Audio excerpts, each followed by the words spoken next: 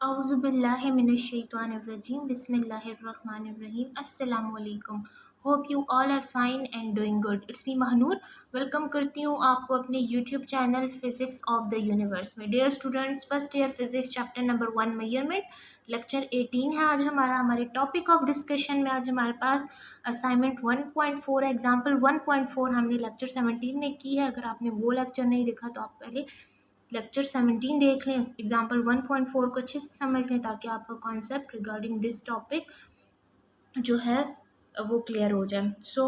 Start कर लेते हैं अपने क्वेश्चन को. ठीक है कि हमारे पास स्टेटमेंट में क्या है. देख लेते हैं. The radius of sphere r is measured with vernier caliper as r plus minus del r equal to 2.25 plus minus 0.01 cm. Calculate the volume of sphere. ये हमें कह रहे हैं कि हमारे पास जो रेडियस ऑफ स्फीयर है जिसको इन्होंने आर से रिप्रेजेंट किया, कहा है कि वो वर्नियर कैलिपर से मेजर्ड किया गया है. रेडियस ऑफ स्फीयर आर जिसको वर्नियर कैलिपर से मेजर्ड किया गया है और उसकी अनसर्टेनिटी भी बताई गई है जो कि आर है जिसकी वैल्यू है 2.25 प्लस माइनस 0.01 cm.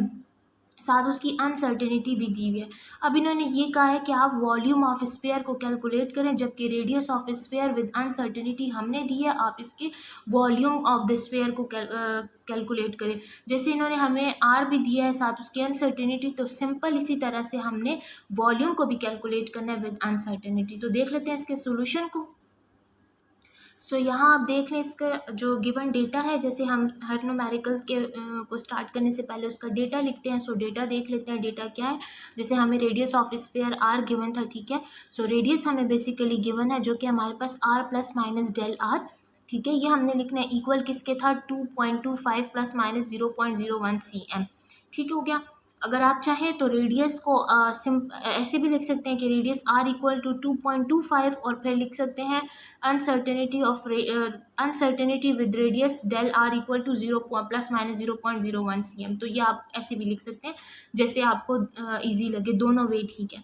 रिक्वायर्ड हमें क्या है कि हमने वॉल्यूम ऑफ स्फीयर को कैलकुलेट करना है. ठीक है. जैसे यहाँ पे मेंशन है कि volume equal to v plus minus del v. जैसे मैंने आपको स्टेटमेंट समझाते वक्त कहा था कि जैसे हमें इन्होंने रेडियस विद अनसर्टेनिटी दी है, इसी तरह हमने वॉल्यूम विद अनसर्टेनिटी को कैलकुलेट करना है. ये हमने कैलकुलेट करना है. यहाँ आ जाएगा क्वेश्चन मार्क. अब हमने फार्मूला कौन सा यूज़ करना है, तो अब आपने हेडिंग बनानी होगी formula used. As we know that, यहाँ पे आप देख लें, as we know that volume of sphere is, junior classes में हमने बस जो है हमने पढ़ा था कि हमारे पास वॉल्यूम ऑफ स्फीयर किसके इक्वल होता है, v equal to 4/3 pi r cube. ठीक है.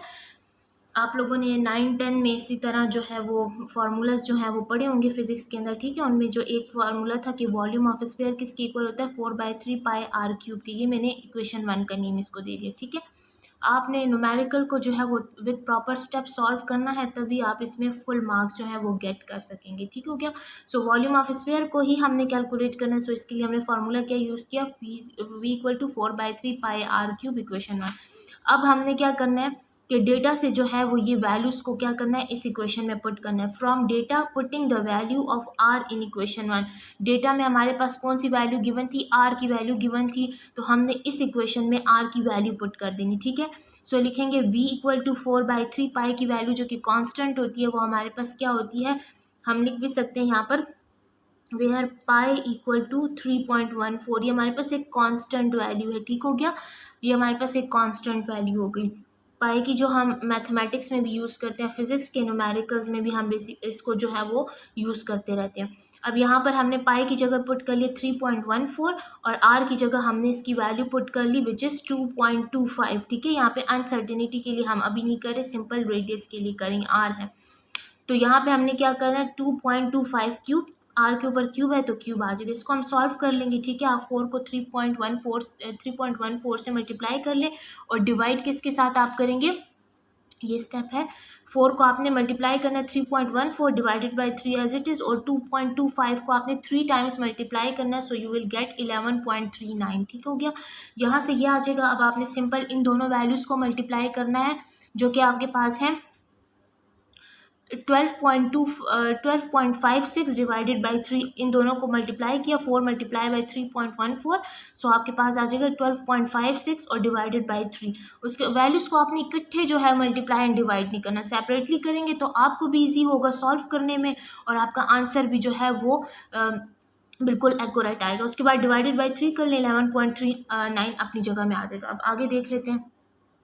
सो यहाँ पर हमारे पास क्या है कि v इक्वल टू 4.19 मल्टीप्लाई 11.59, जैसे कि हमने इसमें लिखा था, मेंशन भी हमने किया हुआ था कि हमारे पास 11.59 जब हम करेंगे उसको डिवाइड हम करेंगे किसके साथ, 3 के साथ, तो आपके पास ये वैल्यू आ जाएगी 4.19 और साथ में जो वैल्यू थी 11.39 जो कि हमने 2.25 का जो है वो क्यूब लिया था। ठीक है, सो यहाँ से इन दोनों को मल्टीप्लाई करेंगे तो हमारे पास क्या आ जाएगा, वॉल्यूम ऑफ स्फीयर आ जाएगा। ठीक है, अब सेम केस हमने अनसर्टेनिटी के लिए भी करना है, मतलब अब हमने डेल वी की वैल्यू फाइंड करनी होगी।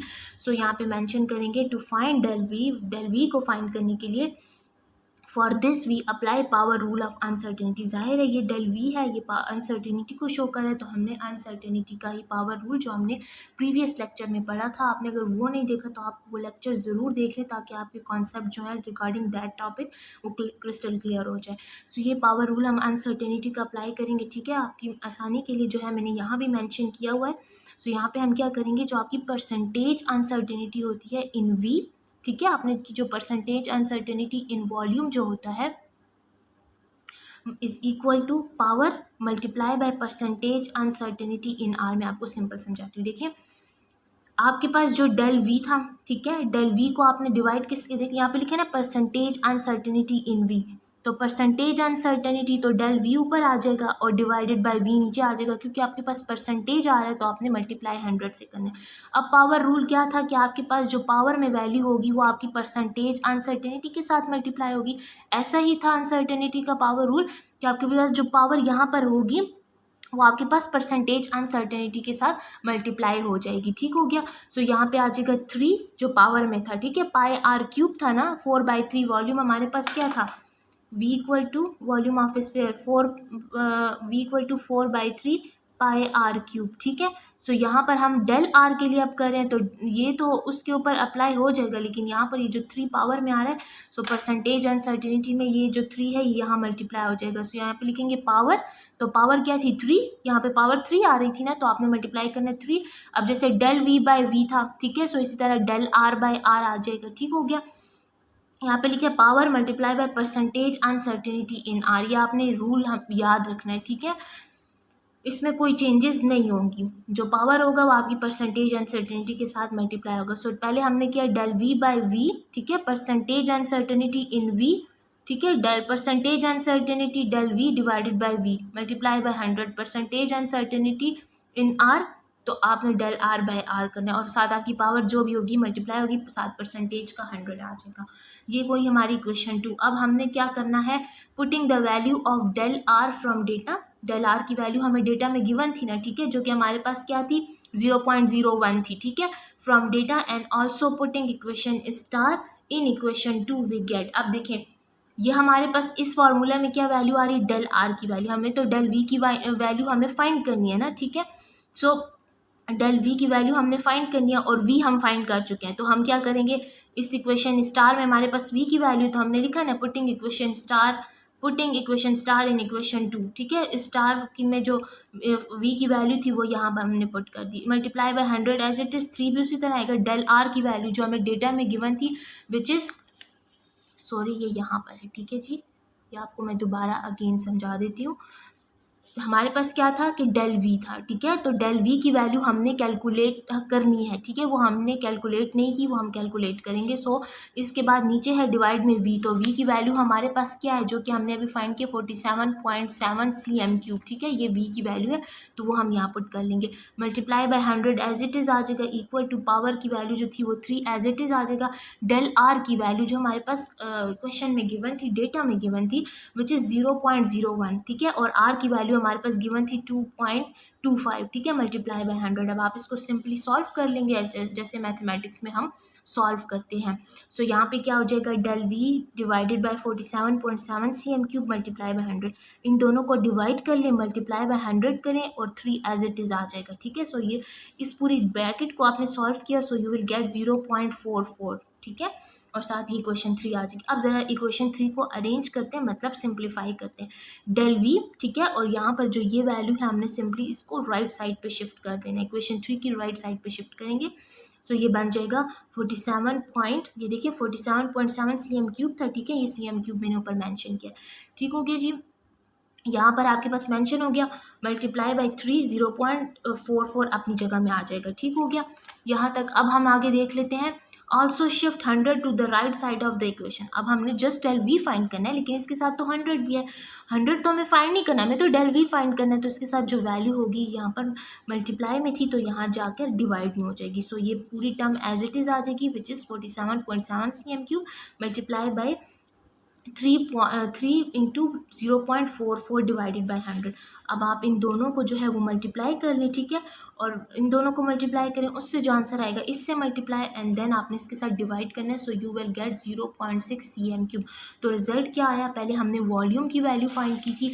वॉल्यूम की वैल्यू हमने कैसे फाइंड की थी, 4/3 πr³ से फाइंड की थी। ठीक हो गया, वो हमारे पास क्या था 47.7 cm³। ठीक है, उसके बाद हमने del v की वैल्यू फाइंड की, जो कि हमारे पास क्या आ गई थी, 0.6 cm³। तो हमने दोनों वैल्यू को कंबाइन किया, v plus minus del v 47.7 हो गया, और del v की वैल्यू 0.6 cm³ दोनों के साथ है। ठीक है, वॉल्यूम का अगर आप यहाँ पे यूनिट लिखना भूल भी जाते हैं तो आपको सिंपल याद होना चाहिए कि वॉल्यूम का यूनिट हमारे पास क्या है, cm³ है। तो ये हमारा जो है वो आज का ये हमारे पास आंसर आ गया, और यही हमारा आज का लेक्चर था। इसके बाद वाला जो टॉपिक है हमारा, जो कि हमारा लेक्चर 19 होगा, तो उस लेक्चर 19 में हम सिग्निफिकेंट फिगर्स को जो है वो डिस्कस करेंगे कि सिग्निफिकेंट फिगर्स हमारे पास क्या होते हैं और उनका कॉन्सेप्ट क्या है। अगर कोई MCQ आ जाता है, ठीक है, तो उसको कैसे सॉल्व करना है, उस पर न्यूमेरिकल आ जाए तो उसे कैसे सॉल्व करना है। सो ये सारे जो क्वेश्चन हैं उनको हम क्लियर करेंगे अपने लेक्चर 19 में, जिसमें हमारा topic of discussion significant figure होगा। सो इसी तरह सपोर्ट करते रहें, जिस तरह आप सपोर्ट कर रहे हैं। कमेंट्स में मुझे ज़रा बताया करें कि आपको मेरा वे ऑफ टीचिंग कैसे लगे। ऑल्सो मैं अपने जो मेरे लेक्चर के नोट्स हैं उनको मैं शॉर्ट्स में मैंने अपलोड कर दिया, तो आप 1 बाय 1 मैं अपलोड करती रहूँगी इसी तरह।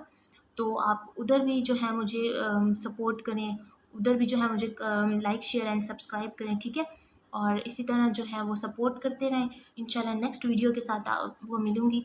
टिल देन अल्लाह हाफ़िज़।